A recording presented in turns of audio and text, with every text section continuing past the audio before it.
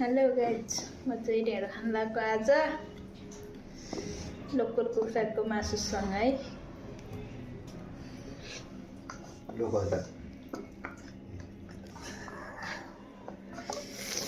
साह्रै मिठो लोकल कुखुरा।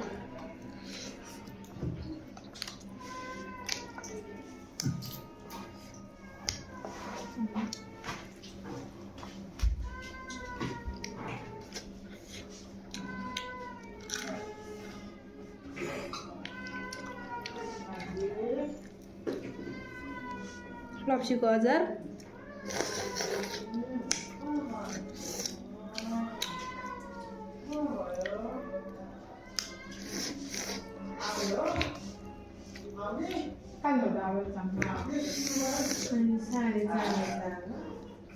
खोर्सानी,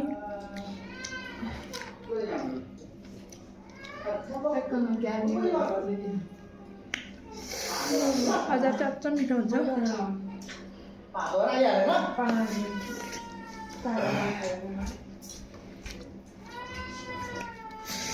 लोकल कुखुरा साह्रो भयो भने अचम्मै टेस्टी छ साथीहरू।